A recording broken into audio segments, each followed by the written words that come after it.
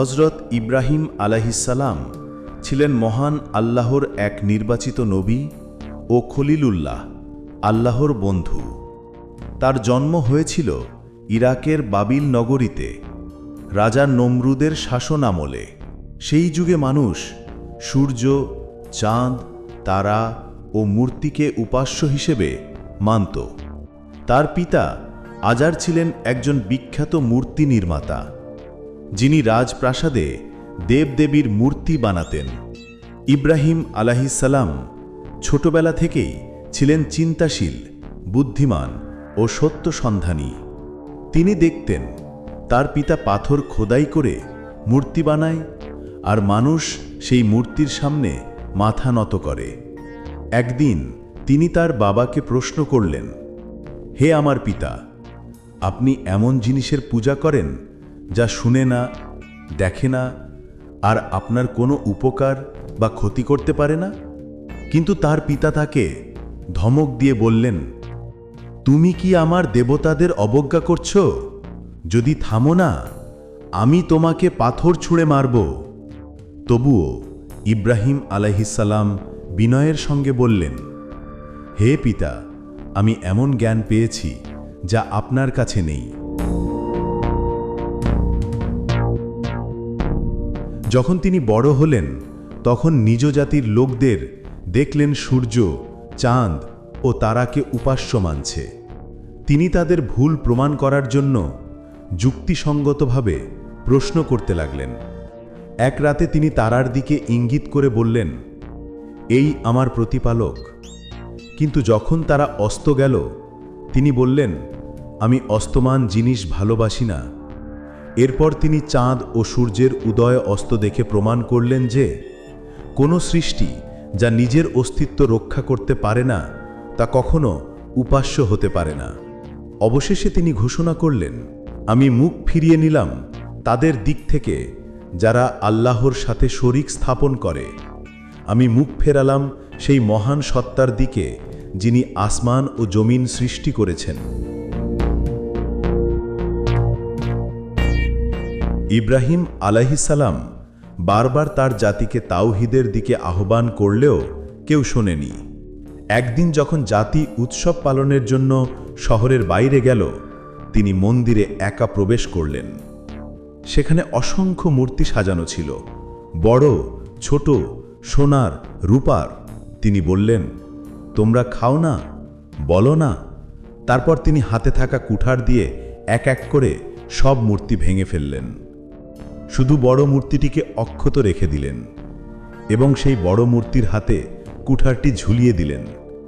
যখন লোকেরা ফিরে এলো, তারা মন্দিরের অবস্থা দেখে ক্ষিপ্ত হয়ে উঠল। তারা বলল, এ কাজ নিশ্চয়ই সেই যুবক ইব্রাহিম করেছে। তাকে ডেকে জিজ্ঞেস করা হলো, তুমি এটা করেছ?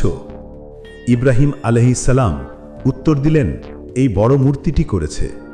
যদি তারা কথা বলতে পারে তবে জিজ্ঞেস করো তাদের। তারা নির্বাক হয়ে গেল। তারা বুঝল মূর্তিগুলো কোনো ক্ষমতা রাখে না। তবুও অহংকারে বলল, তাকে আগুনে ফেলে দাও। রাজা নমরুদ বিশাল আগুন জ্বালানোর নির্দেশ দিল। বনের কাঠ, তেল, শুকনো খড় সব জ্বালানো হলো।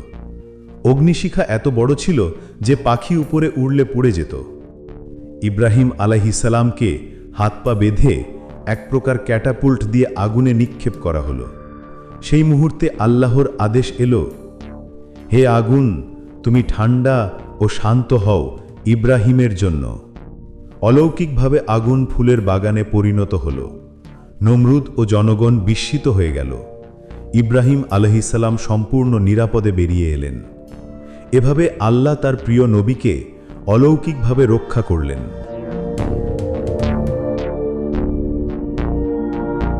ইব্রাহিম আলাইহিসসালাম এরপর আল্লাহর আদেশে নিজ দেশ ত্যাগ করেন।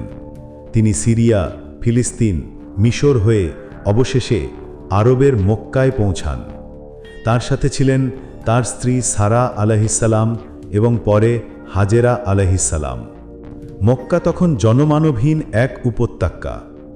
আল্লাহর নির্দেশে তিনি হাজেরা আলাইহিসসালাম ও নবজাতক ইসমাইল আলাইহিসসালামকে সেখানে রেখে যান। এই স্থলেই পরবর্তীতে জমজম কূপ ফুটা হয় এবং মক্কা নগরীর সূচনা ঘটে। যখন হাজেরা আলাইহিসসালাম ইসমাইল আলাইহিসসালামকে নিয়ে একা রইলেন, পানিও শেষ হয়ে গেল। তিনি দৌড়ে সাফা ও মারওয়া পাহাড় দুটির মাঝে 7 বার যাওয়া আসা করলেন পানির সন্ধানে। অবশেষে ইসমাইল আলাইহিসসালামের পায়ের নিচে থেকে পানি ফেটে বের হল। এটাই আজকের জমজম কূপ। আল্লাহর রহমতে সেখানে ধীরে ধীরে লোকসমাগম হতে লাগল এবং মক্কা এলাকার প্রথম জনবসতি গড়ে উঠল।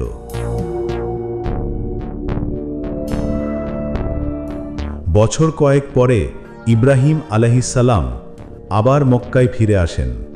তার পুত্র ইসমাইল আলাইহিসসালামের সঙ্গে মিলে আল্লাহর আদেশে বাইতুল্লাহ বা কাবা শরীফ নির্মাণ করেন। তারা পাথর তুলে ঘর নির্মাণ করলেন এবং দোয়া করলেন, হে আমাদের প্রতিপালক, আমাদের থেকে এটি কবুল করুন। নিশ্চয়ই আপনি সর্বশ্রোতা ও সর্বজ্ঞ। এক রাতে ইব্রাহিম আলাইহিসসালাম স্বপ্নে দেখলেন তিনি তার প্রিয় পুত্র ইসমাইল আলাইহিসসালামকে কোরবানি করছেন। তিনি বুঝলেন এটি আল্লাহর পক্ষ থেকে পরীক্ষা। তিনি তার পুত্রকে বললেন, হে আমার প্রিয় ছেলে, আমি স্বপ্নে দেখেছি যে তোমাকে কোরবানি করছি, তুমি কি বলো?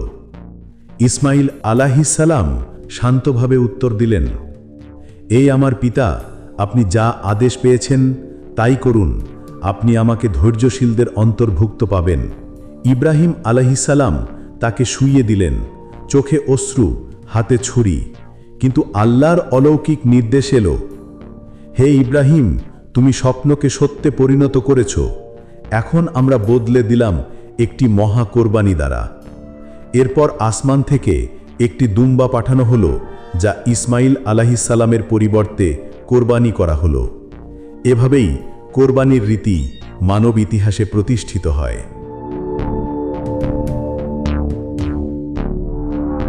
ইব্রাহিম আলাইহিসসালাম আল্লাহর বিশেষ প্রিয় বান্দা ছিলেন।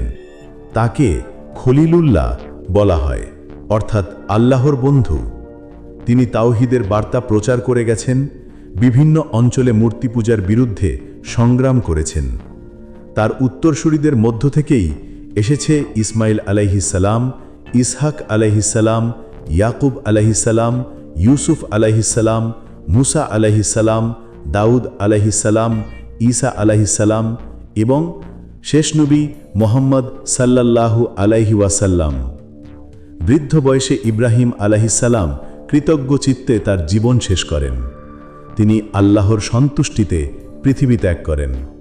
তার কবর আজও ফিলিস্তিনের হেব্রন আল খলিল শহরে অবস্থিত, যা মুসলমানদের অন্যতম পবিত্র স্থান। ইব্রাহিম আলাইহিসসালামের জীবন আমাদের শেখায় যে তাওহীদের জন্য সংগ্রাম হলো ঈমানের মূল। অবিচল আস্থা, ত্যাগ ও ধৈর্য আল্লাহর নিকটে প্রিয়তম গুণ। তার জীবনে ছিল সন্তান, সম্পদ, আগুন, কোরবানি, প্রত্যেকটি পরীক্ষা, এবং প্রত্যেকবার তিনি সফল হয়েছেন। তাই কোরআনে আল্লাহ বলেন, নিশ্চয়ই ইব্রাহিম ছিলেন একনিষ্ঠ উম্মত, আল্লাহর প্রতি অনুগত, আর কখনো মুশরিক ছিলেন না।